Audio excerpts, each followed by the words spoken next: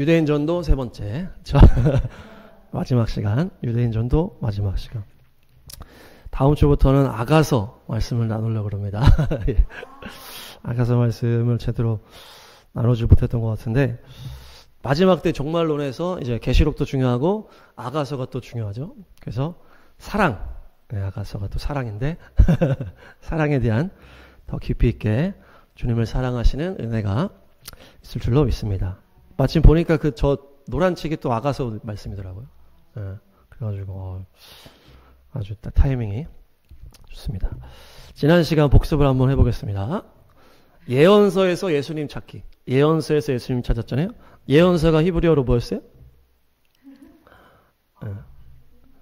타나크가 이제 성경이라 그래요. 타나크. 토라, 네빔, 토라, 네빔, 케투빔. 그래서 네빔이 이제 예언서예요. 그래서 사도행전에서 이사야 말씀이 이제 많이 인용됐는데, 이사야에서 제일 중요한 장이 몇 장이었습니까? 53장이었습니다. 유대인 전도의 핵심장, 고난받는 종의 말씀. 그래서 그들이 이것만 읽기만 해도 열릴 것이다. 그래서 53장. 이사야 66장에 나라가 하루 만에 탄생할 것이다. 그래서 1948년 이스라엘 나라가 하루 만에 그렇게 탄생을 했죠. 그리고 이방인의 때가 마무리되어 가고 마지막 때가 그때부터 열렸다. 그래서 이사야 40장. 위로하라 내 백성을 위로하라. 그들이 갑절의 형벌을 받았다. 장자로서 갑절의 형벌을 받았다.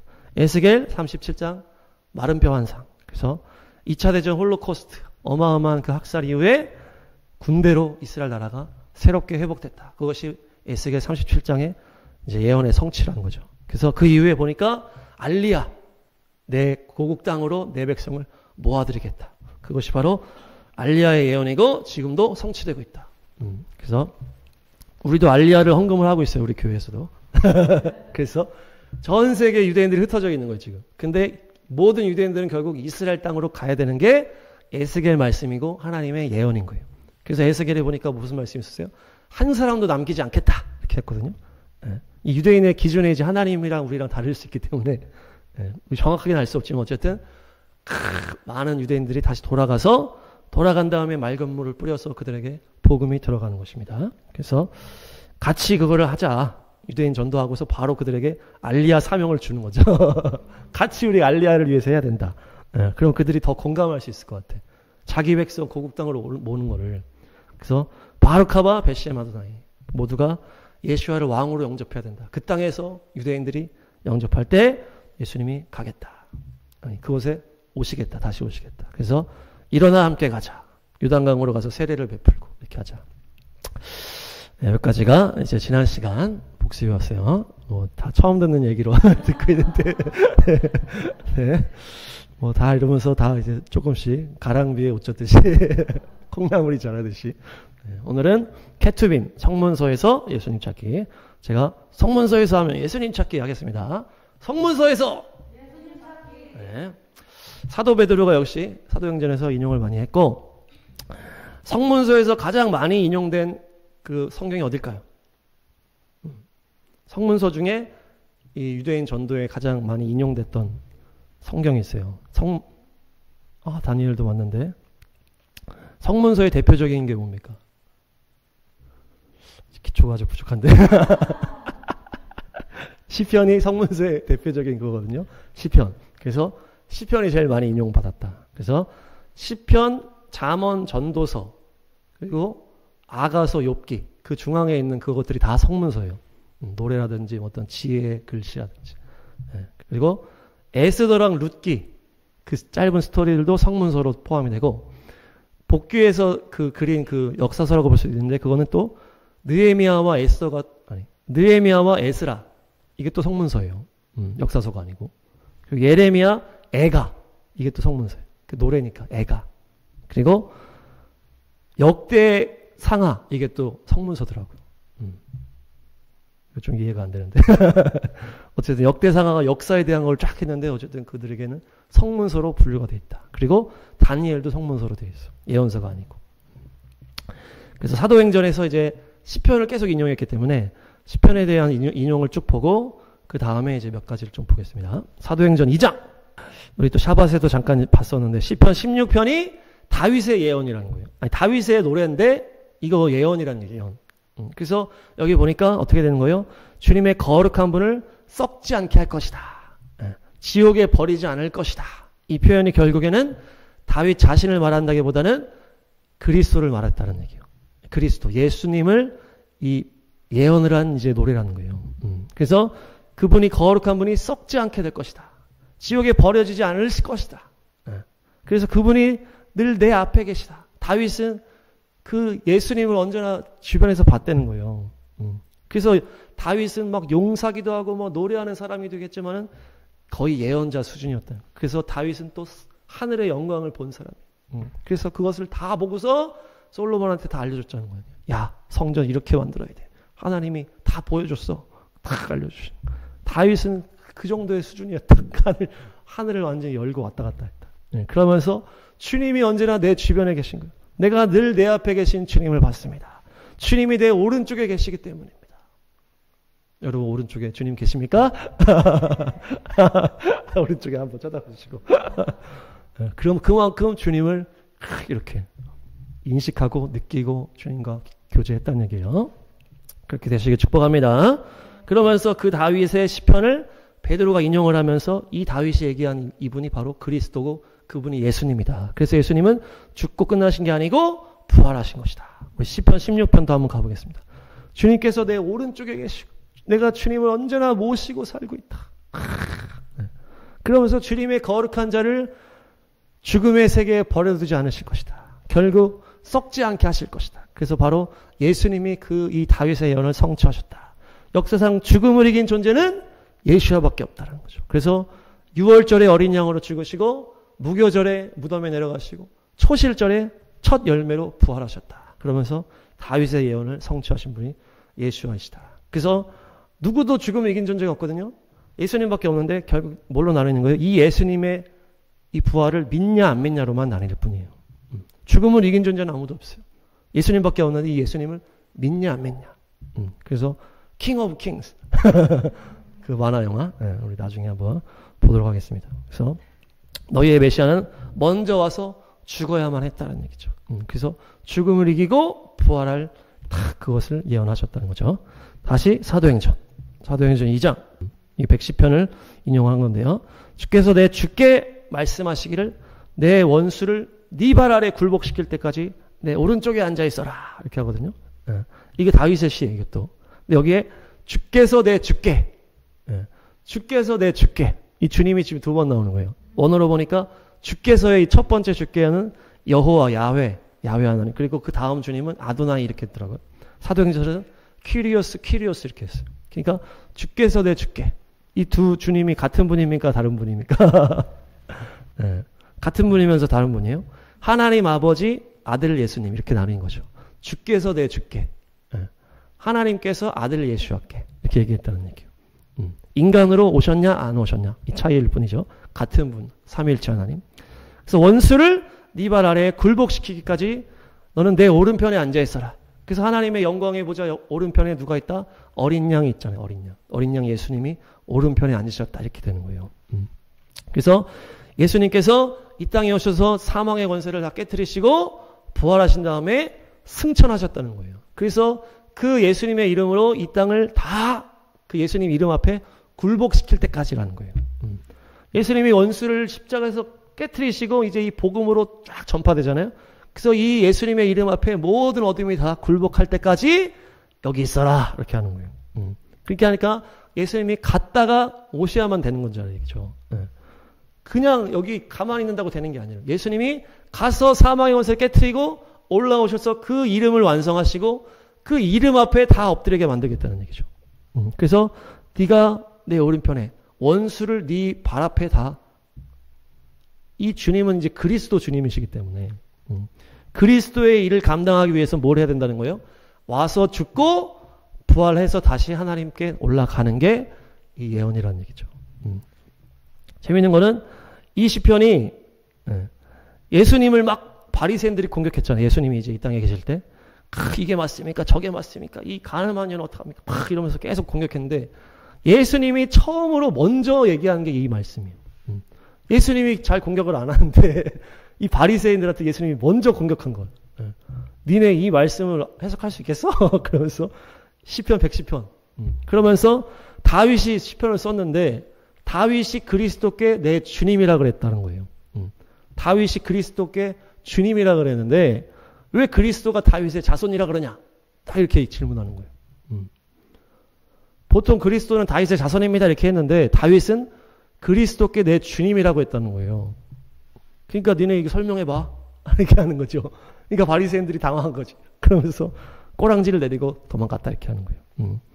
예수님은 이 성경의 저자시잖아요. 그러니까 이 토론이 안 되는 거예요. 가장 애들이 힘든 거를 탁 질문하신 거죠. 그게 이 시편 110편이라는 거예요. 그래서 하늘 아버지께서 이 땅에 오실 그리스도 메시아께 너는 이 땅에서 그 이름을 완성하고 올라와서 여기 앉아 있어라. 그때까지 이 모든 열방이 네 이름 앞에 무릎 꿇게 될 것이다. 그래서 그 예언이 바로 이 시편 110편이다. 사도행전 4장 118편을 이제 인용한 건데요. 뭡니까? 이 집 짓는 자들이 버린 그 돌이 집 모퉁이의 머릿돌이 됐다. 네. 그래서 이거를 인용한 거예요. 그래서 집 짓는 자들이 버렸다는 거죠. 집 짓는 자들은 누굴 말하는 거예요? 유대인들을 말하는 거예요. 집 짓는 자들은 성전을 건축하는 그 유대인들을 말하는 거예요. 집 짓는 자들이 버린 돌인 거예요. 유대인들이 예수님을 받아들이지 않았다는 거죠. 그러면서 그 버린 돌이 새로운 집 모퉁이의 머릿돌이 됐다. 그 버린 돌이 결국에는 새로운 영적 성전을 짓는 그 시작점이 됐잖아요. 그래서 이 유대인들이 버린 돌이 결국 이방인들의 놀라운 그 교회와 영적 성전을 짓는 탁 초석이 됐다는 얘기죠. 그것을 지금 이 시편 118편을 인용해서 탁 선포를 하는 거예요. 그래서 집 짓는 사람들이 내버린 돌이 집 모퉁이의 머릿돌이 됐다. 이게 얼마나 기이한 일이냐. 그것이 바로 예수님의 구원의 이름을 우리에게 주셨다는 것이. 그들이 118편 다 알 거 아니에요. 다 그걸 설명하는 거죠. 야, 너네 이 118편 알고 있지? 집 짓는 자들이 버린 돌이 집 모퉁이의 머릿돌이 됐다는 게 바로 이 얘기야. 너희들의 그 메시아 예수님이 우리 이방인들의 그 교회의 초석이 되셨다. 그거를 탁 얘기하면서 내가 그래서 왔다. 그러면서 또 믿으시오. 그러면은 아멘 하고 또 그들이 믿는 거죠. 네, 맞습니다. 사도행전 4장. 이것도 이제 베드로가 설교를 하는데 시편 2편을 이제 인용하는 거죠. 시편 2편을 인용하면서 세상 임금들이 일어나서 그 주님의 기름 부음 받은 자를 대적했다. 이렇게 하면서 그것이 바로 뭐였어요? 헤롯이랑 막 빌라도랑 다 힘을 합쳐가지고 예수님을 죽였잖아요. 그 얘기랑 딱 연결하는 거. 시편 2편. 그러면서 거기서 뭡니까? 한번 가보겠습니다. 세상 모든 임금들이 기름 부음 받은 자를 대적했지만은 그 기름 부음 받은 자는 어떤 사람이라는 거예요? 내 아들이라는 거예요. 하나님의 내 아들. 너는 내 아들이야. 내가 너를 낳았어. 땅 이 끝에서 저 끝까지 다 너의 소유가 되게 할 것이야. 그러면서 그 메시아를 막 죽이려고 했던 그들을 비웃으신다. 이렇게 하면서 뭡니까? 사도행전에는 이거를 이제 봤었어야 되는데 맨 마지막에 주님께서 사도행전에 미리 정하여 두신 일들을 모두 행하였다. 이렇게 베드로가 설명을 하거든요. 그러니까 뭡니까? 헤롯과 빌라도가 막 그 당시에 권세를 다 동원해가지고 로마 군사들까지 해가지고 기름 부음 받은 예수님을 대적해서 죽였잖아요. 근데 이렇게 하는 것들이 뭐였다? 다 하나님의 미리 정하여 두신 일이었다는 거예요. 다 하나님의 권능과 뜻으로 미리 정하여 둔 일을 그들이 그냥 했을 뿐이에요. 그러니까 시편 2편처럼 막 대적하려고 막 모여드는 거예요. 기름 부음 받은 자를 딱 나타나니까 막 그 모든 임금들이 막 죽이려고 달려드니까 하나님이 뭐라는 거야? 비웃으신다. 비웃으시는 거죠. 다 하나님의 계획대로 가는 거예요. 그러니까. 그렇지만 예수님은 죽으시고 부활하심으로 그 마귀의 권세를 깨트리신 거 아니에요. 마귀가 그것을 알았다면 세상 통치자들이 그것을 알았다면 오히려 예수님을 죽이지 않았을 거다 이렇게 하는 거 아니에요. 근데 그들이 하나님의 놀라운 뜻을 알지 못하고 달려들어가지고 기름 부음 받으면 죽이자 해가지고 죽였는데 결국 그것으로 말미암아 어둠과 죄악의 사슬이 다 끊어져 버린 거예요. 귀신의 권세가 깨져버린 거예요. 마귀의 권세가 다 깨져버린 거예요. 십자가에서 예수님이 죽고 부활하심으로. 그러니까 주님이 다 계획한 대로 다 된 거예요. 그러면서 이 땅 끝에서 저 땅 끝까지 너의 소유가 되게 하겠다. 너는 내 아들이다. 그렇게 하는 거죠. 그 시편 2편의 예언이 예수님의 죽음과 부활로 성취됐다는 거예요. 그러면서 주님께서 미리 정하여 두신 일을 행하였을 뿐이다. 너무 멋있잖아요. 다 주님의 계획 아래 다 있는 거예요. 여러분의 삶도 다 주님의 계획 아래 있으면 좋습니다. 다 주님의 손 아래 있잖아요. 이 나라도 마찬가지예요. 이 나라 막 미궁 속으로 가는 것 같아. 우리나라 정치가. 근데 또 어떻게 보면 너무 재밌는 것 같아. 너무 막 사건 사고가 막 끊이질 않아. 막. 그래서 하여튼 그런데 모든 건 주님의 손 아래에 있는 거예요. 주님이 다 주관하고 있는 거예요. 기름 부음 받은 자를 딱 일으키니까 사람들이 다 몰려들어가지고 죽였는데 그거 다 하나님의 계획 아래 다 된 거예요. 그러니까 모든 것이 다 하나님의 손 안에 있는데 또 우리가 열방을 위해서 기도하고 있잖아요. 보면 우리가 막 기도를 하는데 우리 기도한 대로 안 될 경우들이 꽤 있더라고요. 막 기도했는데 이것대로 안 되는 거야. 근데 중요한 건 뭡니까? 주님께서 기도를 사용하신다고 우리가 배웠잖아요. 우리 이 땅의 모든 것이 우리가 기도하지 않으면 하나님이 일할 수 없다고 그랬잖아요. 그래서 우리가 막 이것저것 주님 감동 주시는 대로 열방을 향해서 나라를 위해서 막 기도를 하면은 그 주님이 다 그걸 사용하시는 거예요. 아, 얘가 이걸 기도하는구나. 이걸 가지고 사용, 막 하시고. 근데 또 우리가 막 기도하는데 하나님의 뜻이랑 안 맞는 상황이 딱 있을 수 있는 거예요. 하나님이 이제 해야 되는데 우리가 반대로 기도한다든지. 그러면은 탁 멈추고 하나님이 하나님의 뜻을 딱 행하는. 그리고 우리가 기도에 이루어지지 않았지만은 뭡니까? 중요한 건 뭡니까? 우리가 주님의 마음을 구하고 주님과 동역하는 기쁨을 누리는 거예요. 네, 그게 중요한 거예요. 그게. 그래서 주님의 뜻을 가지고 우리가 막 기도했을 때 이루어지지 않는 것 같아서 우리가 뭔가 영빨이 없는 것 같고 그런 게 있을지라도 중요한 건 뭡니까? 주님과 함께 우리가 동행하고 있다는 거예요. 그래서 우리가 주님의 마음을 알게 되니까 우리는 주님의 마음을 알기 때문에 거기에 구별될 수가 있잖아요. 그렇죠? 만약에 하나님의 뜻을 추진하는 사람이 돼야 되는데 되질 않았어. 그래서 우리가 기도한 대로 되진 않았지만 우리는 그 마음을 알잖아요. 하나님의 뜻을 알게 됐고. 그러니까 우리는 하나님의 마음에 탁 붙게 되는 거고 주님과 더 동역을 하게 되는 그 기쁨을 누리는 거예요. 그래서 기도하고 중보하고 열방을 향해 기도하는 사람이 가장 큰 은혜를 누리는 거예요. 네. 우리가 기도하고 그러면서 주님과 주님의 마음을 우리가 알게 되는 거잖아요. 그러면서 자연스럽게 우리는 주님의 뜻 가운데 분별이 되고 자연스럽게 주님과 함께 가는 거예요. 그 기도를 했기 때문에 그게 되는 거잖아요. 우리가 작년부터 열방 기도를 하니까 하나님의 열방을 향한 그 계획들을 막 보여주시게 되고 그러면서 자연스럽게 우리는 하나님의 편으로 갈 수밖에 없잖아요.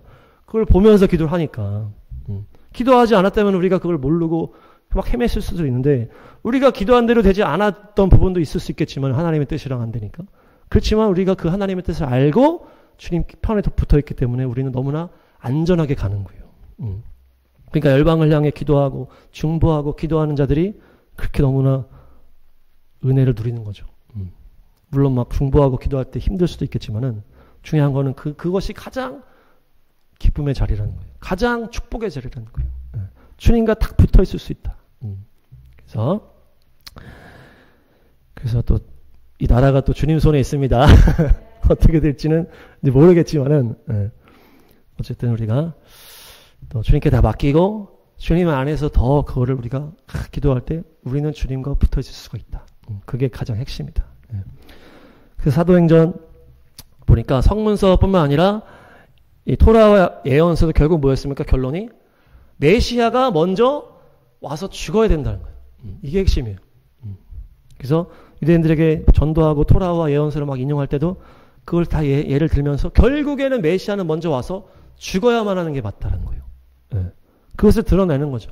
그렇게 해서 주님께서 그걸 계획대로 메시아가 오셨고 죽으셨고 부활하셨고 승천하셨고 결국 열방을 복음으로 완성하시면서 내가 너희에게 왔다.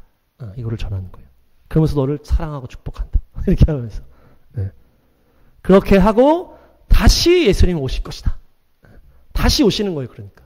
그냥 오시는 게 아니고 다시 오신다라는 게 중요해요. 다시 오시는. 그래서 처음부터 왕으로 오시는 게 아니고 죽으시고 부활하셔서 다시 오실 것이다. 다시 오실 것이다. 우리에게도 주님께서 다시 오실 줄 믿습니다. 네. 다니엘 말씀 보겠습니다. 다니엘 말씀 9장. 이 다니엘이 9장에 보니까 나라와 민족을 위해서 그 이스라엘 백성들이 돌아갈 수 있도록 나라를 위해서 기도하고 있어요. 그러니까 주님께서 이 계시를 주시는데 예루살렘 성, 그 이제 수도잖아요.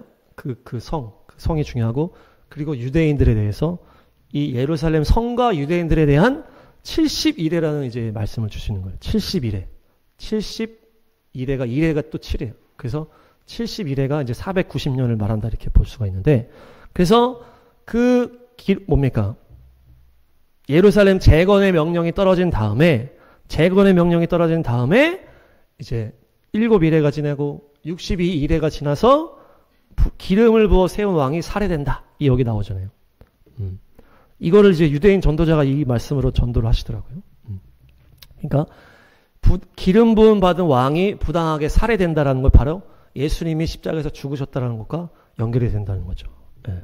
이거랑 연결을 시키는 거예요. 그래서 이걸 전하시더라고. 그러면서 그 이후에 통치자의 군대가 침략해서 그 성읍과 성전을 다 깨부실 것이다. 근데 실제로 예수님이 30년부터 이제 공생에 시작하시고 33년쯤에 이제 죽으시고 승천하시고 그 예루살렘 성전과 예루살렘 성이 AD 70년에 그 로마 디도 장군이 와가지고 거기 성과 성전을 다 깨부셔버리잖아요. 그러면서 다 막 박살내고 이스라엘이 다 뿔뿔이 흩어지는 때가 되는 게 바로 이 다니엘 9장 26절이 성취가 된 거예요. 거기 뒤에 보시면 왕이 부당하게 살해되고 한 통치자의 군대가 침략해와서 성읍과 성전을 파괴하고 막 종말이 올 것이다. 성읍이 황폐하게 될 것이다. 이 말씀이 AD 70년에 성취가 되는 거예요. 그러면서 이 예언이 딱 멈추는 거예요. 이게 중요해요. 이걸 또 이해 못하면 힘들어요. 그러니까 예루살렘 성과 유대인에 대해서 주신 71회이기 때문에 이 예루살렘이 완전 파괴되고 유대인들이 흩어지면서 이 시간이 멈춘 거예요. 그러면서 하나 남은 시간이 바로 하나 1일에. 그래서 그 7년이 결국 그 7년이 마지막 7년과 연결이 된다는 거죠.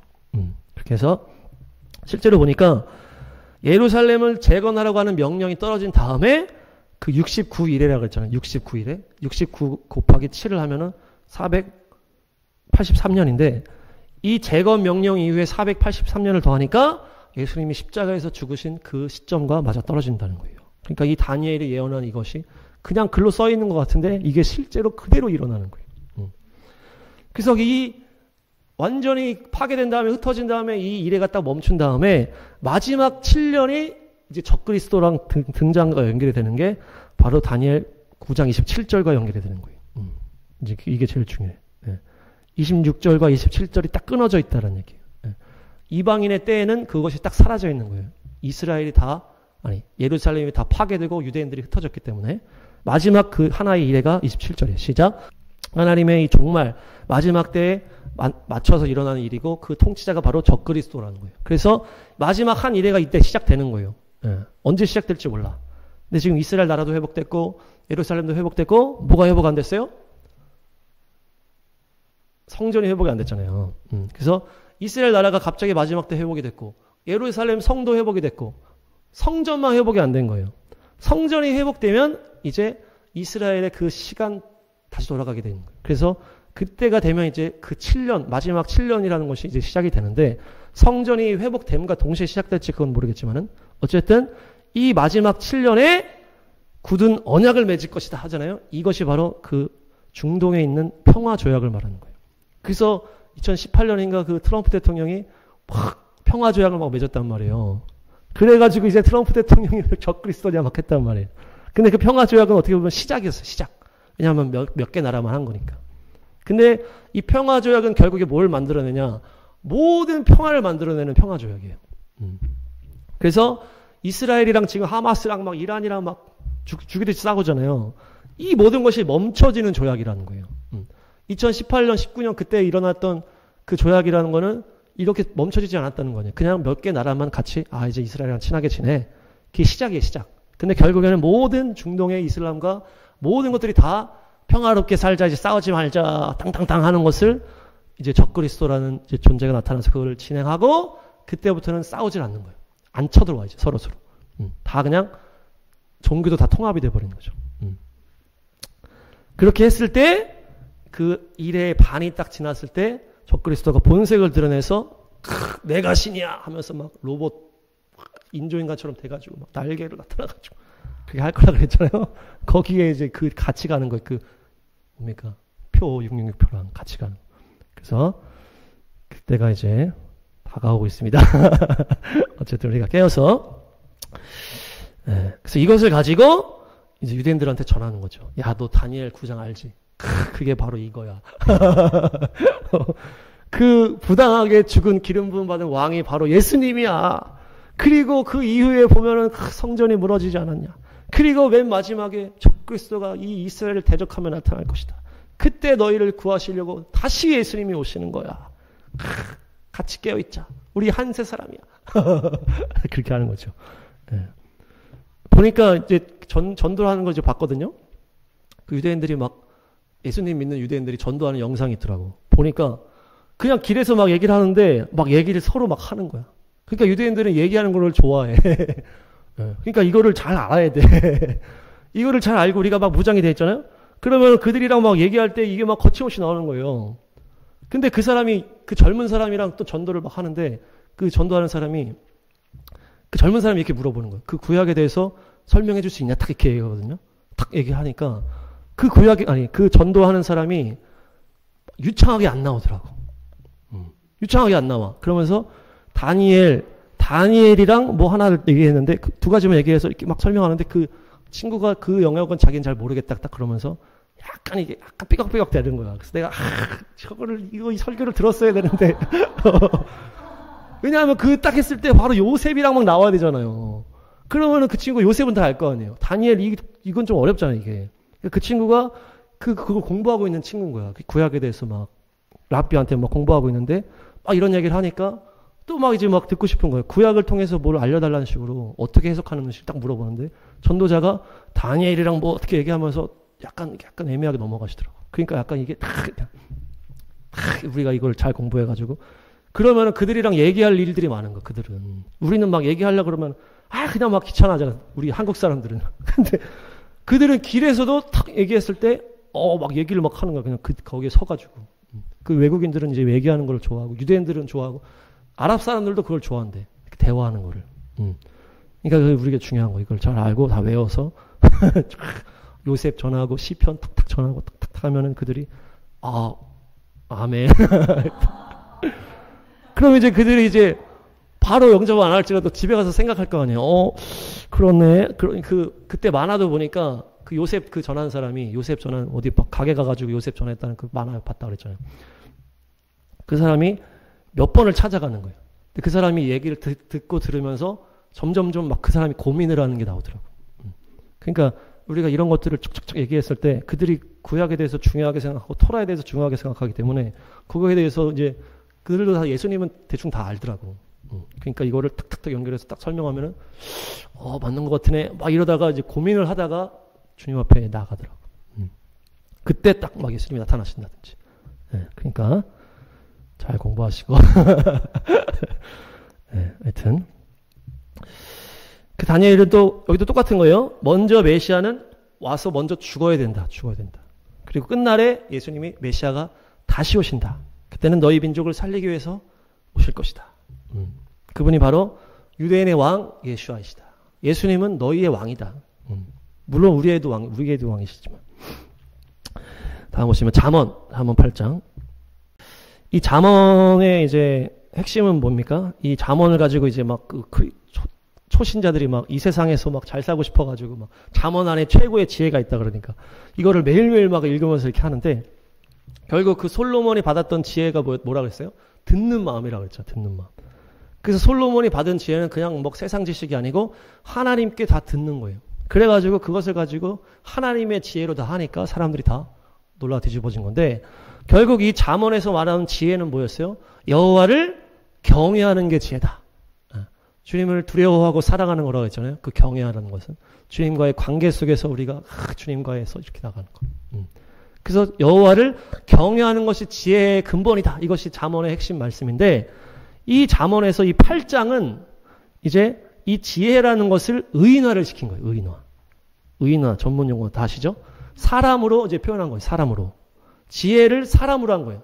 그냥 뭐 이 지혜야 이런 게 아니고 우리 사람 이름이 이 지혜가 있을 텐데 이 지혜는 지금 누구를 말하는 거예요? 결국 예수님을 말하는 거예요. 지혜가 결국 인간으로 만들어진 게 바로 예수님이라는 얘기죠. 그래서 요한복음의 말씀이 육신이 되어 우리 가운데 임하셨다. 그분이 바로 예수님이잖아요.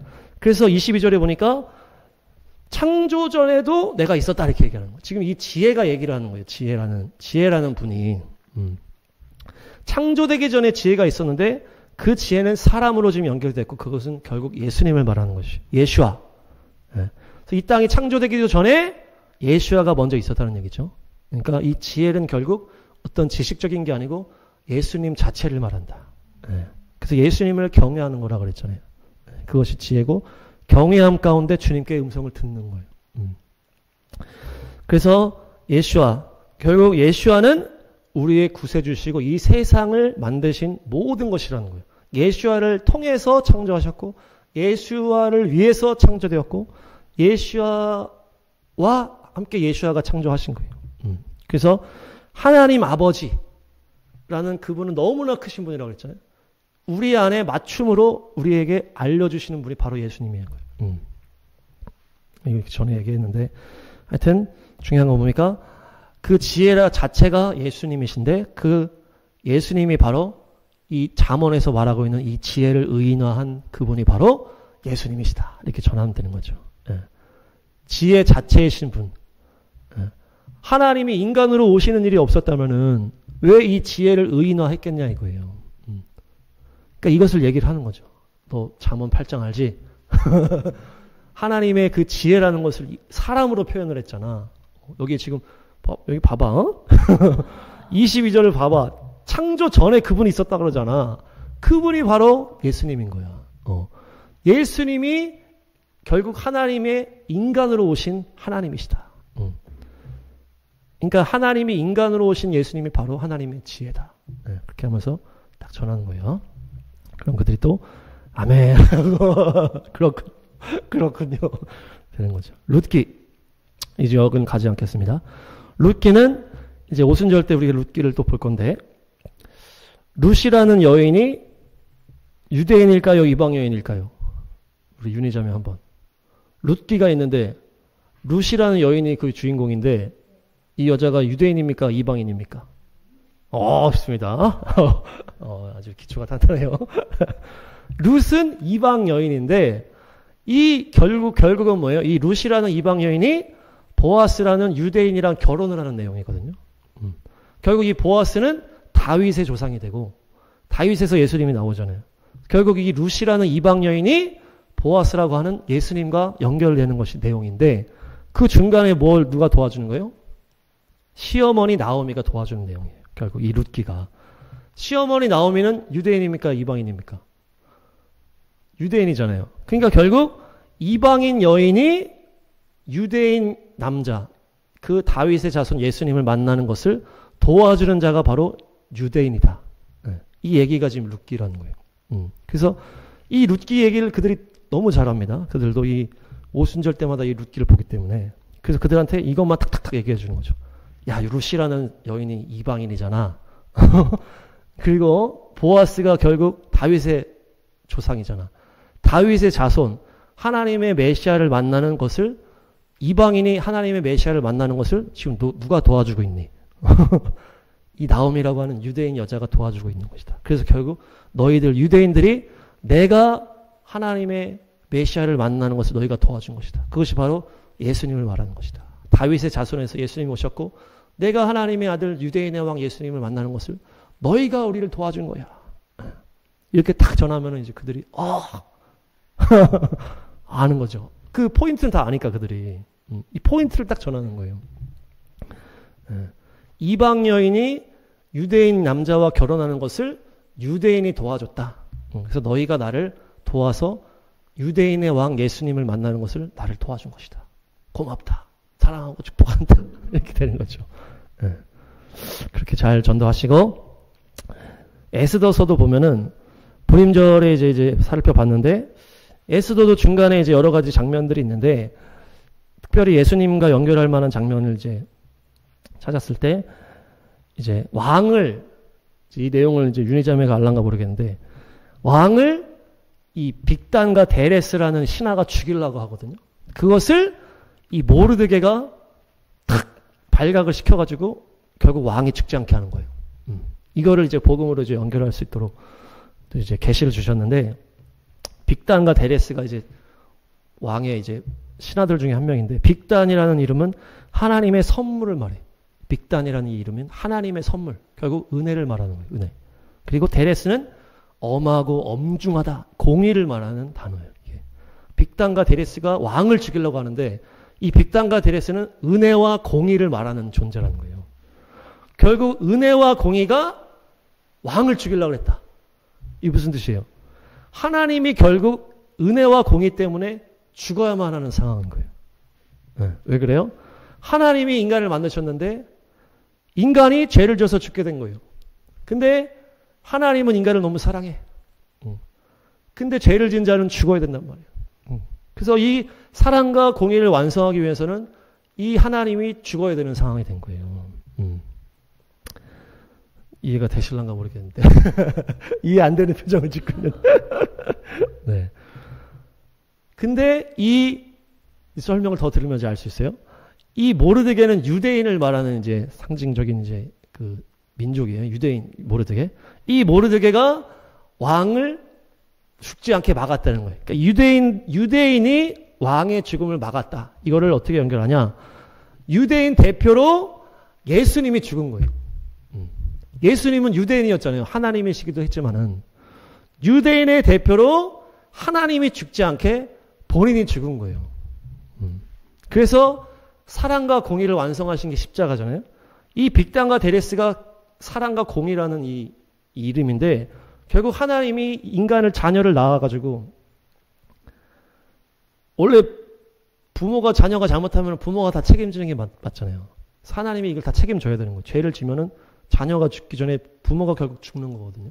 근데 그것을 예수님이 대신 막으신 거예요. 대신 죽으신 거예요, 결국. 그래서 모르드게가 이 빅단과 데레스가 왕을 죽이려고 하는 것을 드러내게 해서 왕을 살렸다라는 것과 이 십자가와 연결을 할 수가 있다.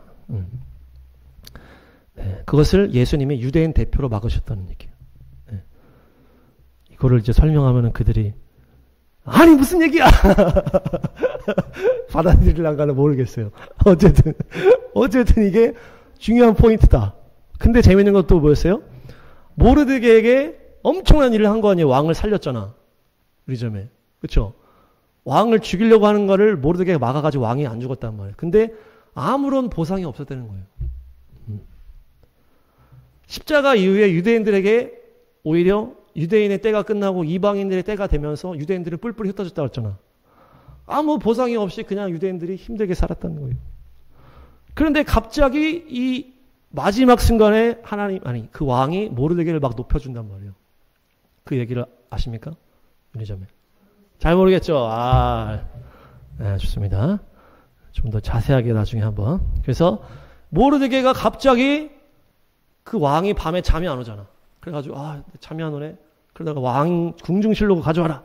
궁중실록을 막 읽어주는 거예요. 어때 이런 일이 있었고 저런 일이 있었습니다. 모르드게가 빅단 데레스가 왕을 죽이려고 하는 것을 막아서 됐습니다. 그랬어? 왕이 그때 생각난 거야. 내가 그때 아무것도 안 해줬나? 아무것도 안 해주셨습니다. 그래서 갑자기 내가 아무것도 안 해주다니 이건 말도 안 되는구나. 그래서 모르드게를 불러와라 해서 모르드게한테 엄청난 왕의 권세를 주면서 모르드게가 완전히 올라가는 거예요. 그것이 마지막 때 유대인의 나라가 회복이 되고 이스라엘이 회복되면서 이스라엘이 막 하나님 막 높여주는 것과 연결이 되는 거예요. 보상이 한동안 없다가 갑자기 유대인들이 올라가는 거예요. 그러면서 결국에 이 예수도도 뭡니까? 메시아는 죽어야만 했다. 그 내용이에요. 결국에는 하나님이 죽어야 되는 것을 예수님이 하나님의 아들로 죽었다는 거예요. 근데 예수님은 유대인의 대표로 죽었다. 그래서 이것을 가지고 불임절과 오순절에 탁 전하시는 거죠. 와봐.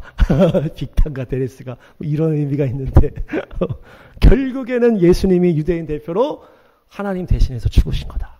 그래서 우리가 다 구원을 받고 내가 너희 때문에 이렇게 구원받았다. 사랑하고 축복합니다. 이렇게 하는 거죠. 좋습니다. 네, 마무리하겠습니다. 10편에 다윗의 시가 많다고 그랬잖아요. 16편에 거룩한 자를 지옥에 버리지 않으실 것이다. 썩지 않게 하실 것이다. 그것이 결국 예수님이 오셔서 죽음을 이기고 부활하실 것을 베드로가 연결을 하신 것이고 한 것이고 110편 주께서 내 주께 예.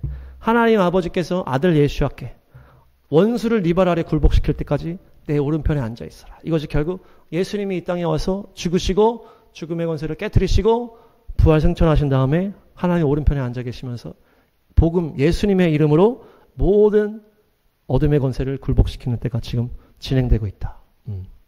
다 진행되면은 주님이 다시 오실 것이다. 그것이 바로 예수와의 초림과 재림이다. 이렇게 설명하고, 예. 또한 건축자의 버린 돌이 집 모퉁이의 머릿돌이 되었다. 예. 건축자는 너희들 유대인들이 성전을 짓는 그 건축자들이 버린 돌, 그 예수님이 결국에는 이방인 교회, 영적인 교회의 새 주춧돌이 된 것이다. 그러면서 내가 여기까지 오게 되었다. 이제 성전을 완성할 때가 되었다. 너 유대인들아 마무리를 진짜.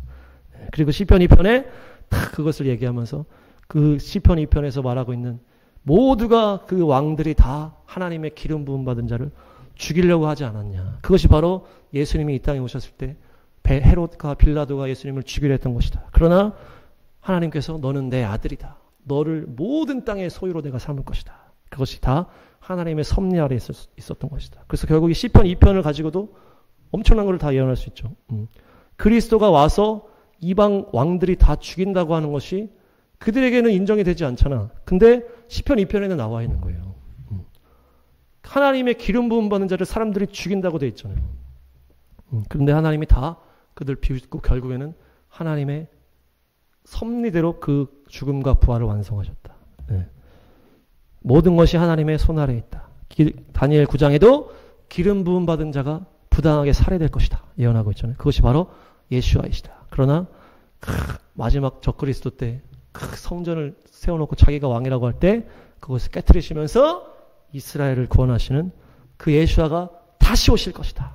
그것이 바로 너희 민족의 왕이시다. 그리고 잠언 8장 지혜를 사람으로 표현했는데 그분이 바로 예수님이시다. 말씀이 육신이 되어 하나님의 아들로 인간으로 오신 예수님이시다. 그러면서 그러니까 어쨌든 하나님이 인간으로 오시고 죽으셔야만 한다. 이것이 우리의 핵심이에요. 그래서 잠언 8장에서는 지혜를 사람으로 의인하였다.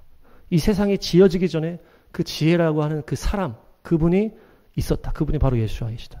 네, 그러면서 마지막 룻기와 에스더. 룻은 이방 여인인데 그 보아스, 다윗의 자손 예수아를 이방 여인이 만나게 하는 것을 나옴이라고 하는 유대인이 도와줬다. 너희가 우리를 도와준 것이다. 그리고 에스더서에서 왕을 죽이려고 했지만 그 공의와 사랑이 왕을 죽이려고 했지만 유대인 대표 모르드게가 그것을 막았다. 그것이 바로 예수님께서 오셔서 대신 죽으심으로 공의와 사랑을 십자가에서 완성하고 계신 것이다. 그래서 마지막 때 주님께서 이스라엘을 높이고 계신 것이다. 네. 네. 그래서 결국에 다 얘기하면서 너희 때문에 내가 구원받았다. 이게 핵심이야. 메시아가 오셔서 죽어야 된다. 이게 핵심이고 그리고 내가 너희 때문에 구원받았다는 거예요. 그러면서 너희를 사랑하고 축복한다.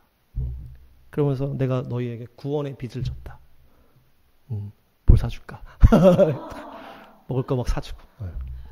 그렇게 하면서 유대인들을 또 전도하셔서 승리하시길 축복합니다.